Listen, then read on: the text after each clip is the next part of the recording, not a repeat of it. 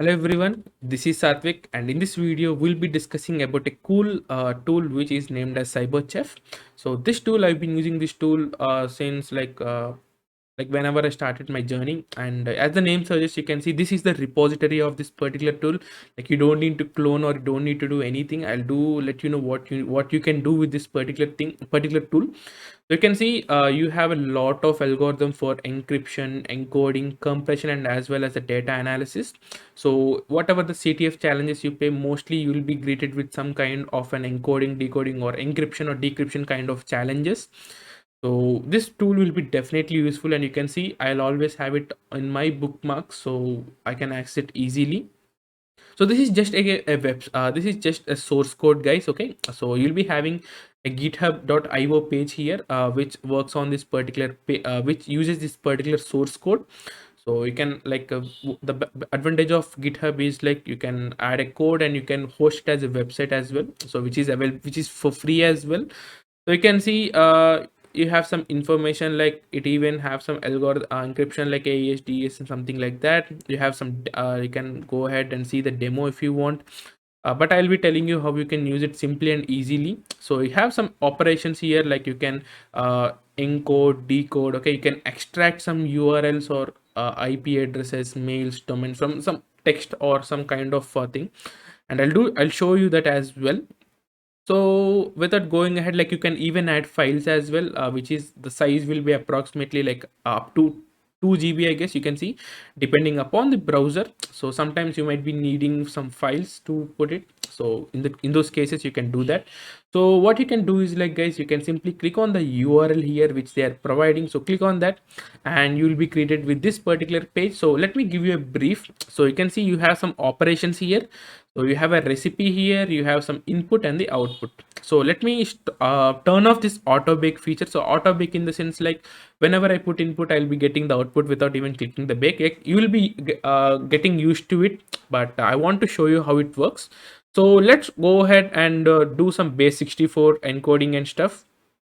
Okay, so and also, guys, what happens generally is, like, whenever you have some base 64 or some kind of encoding to decode, so what we do is, like, we generally go to a new tab and we'll search for, like, base 64 decode online, base 64 encode online, and like it takes some time, right? But if you go to this particular website, like, what happens is, like, it's more useful for us, like it's time saving for us as well. Like, you can see most people use it.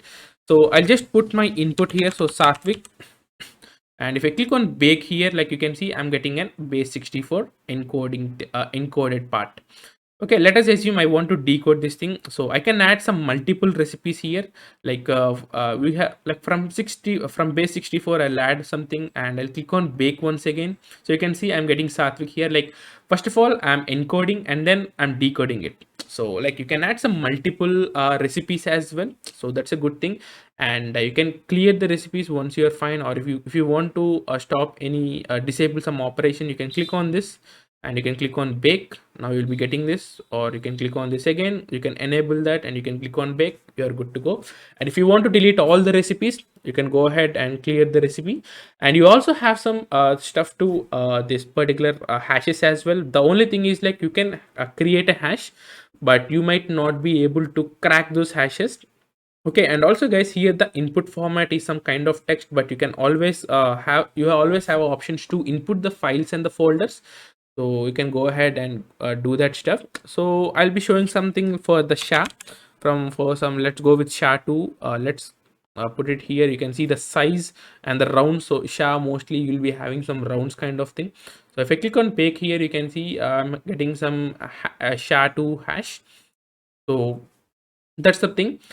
So like this, you can add multiple, you can delete, but the only problem with the hashes is, like, you might not be able to crack it. This website doesn't support the stuff. So if you want, you need to load up some tools like Hashcat, John the Ripper, or some websites as well, if you have anything.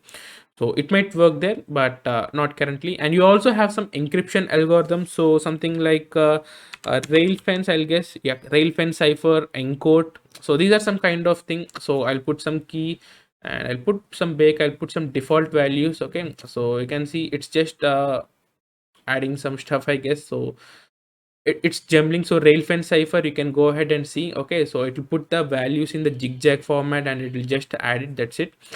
And also guys, some challenges or some CTFs will definitely ask you to crack some kind of like decrypt some kind of stuff. So I seen most of the time AES. So AES decrypt, you can load it up and provide the keys, IV values, the mode, hex, and the output, and click on bake. I don't have anything as of now, so I'll be not doing this thing.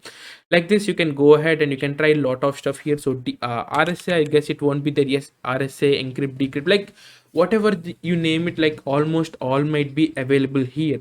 So that's the cool part. So you can just go ahead and try those stuff. Okay, so I seen like recently I played a CTF and I got some AES thing. So they gave me everything. Okay, so they just asked me to decrypt the thing. So they gave me the key, the IV, and everything. I just loaded this site and I just loaded this AES decrypting, and like I got it in with like minutes. Like it's even fast as well. You can see it will do the things as soon as possible. Okay, so and one more cool part.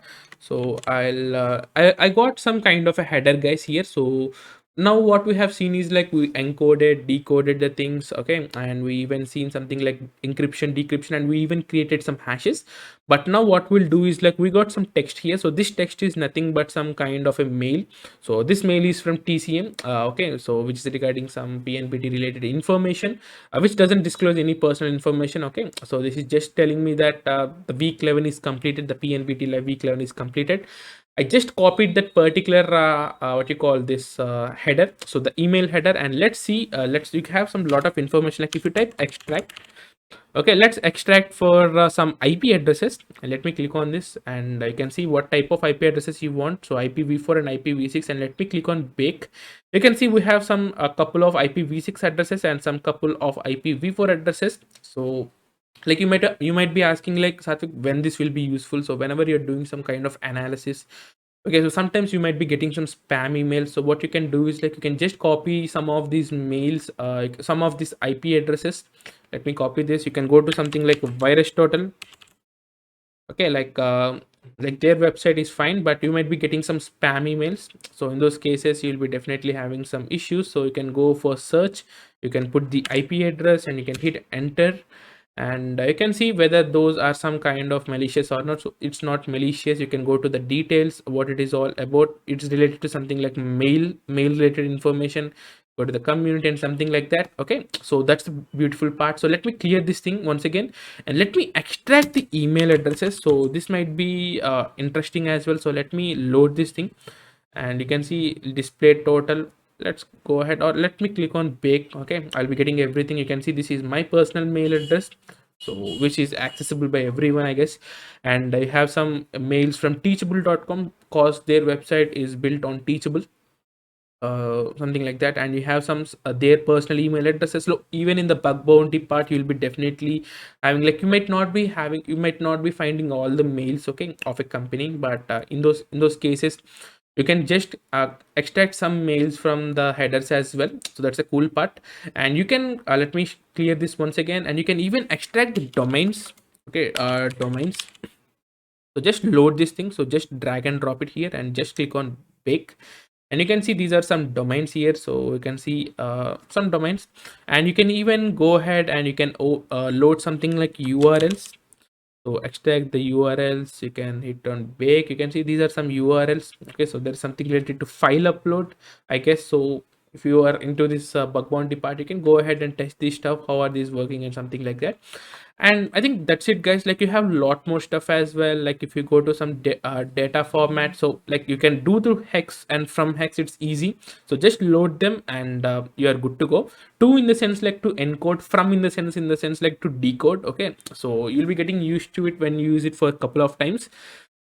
And you can have something like URL decoding, something like that. Okay, change IP format. Okay, public key cryptography kind of thing, I guess. Like this is like symmetric, so you have two keys, right? So RSA in the sense like you'll be having two keys, public and the private keys. You have something for logic as well, like add, XOR operations, or operations, these operations as well. ROT 13. So if you watch this Mr. Robot series, so there will be some kind of a cracking scene for ROT 13. So you can go ahead, you can use it. So You have a lot of stuff, guys. You have a lot of sections here. So for networking, for language in the sense like don't go to something like Google Translator. So it encodes and decodes this thing, which are basic computer kind of thing. So data and time. So this might be useful, but I haven't used it personally, to be frank. And for forensics, you have some data like you can detect the file type. Like you might not be knowing, like some files might not be having any kind of extension. You can just load it up and it'll just provide you an output. So some Yara rules, so which is developed by you can see if you hover over there, you can get some information about there. You can extract the files. Okay, I don't know who extract the files cause you already have some kind of applications, but I don't know, it might be for some reasons, I guess. But you can extract the exif data, you can remove the exif data. So exif data, we all know it's like a metadata, so sometimes it will be definitely useful. So multimedia, like I haven't tested all this stuff, like you can blur the image, you can resize the image for privacy and some part like that. And if you go to the others, you can see some other, like I don't know some of these names as well, to be frank. And the flow, I don't do, even sometimes provides place to write comments within the flow of the recipe, so I guess something like that. So like you have some ton of options, guys, in this CyberChef. So like you might be not using everything in your day-to-day life, but you can keep this tool in your toolkit so that it will be get handy during some time. And also, guys, if you really like this video, make sure you like it and do share this video with your friends who are really interested in this stuff. This is Satvik signing off, and I'll meet you in the next video. Thank you.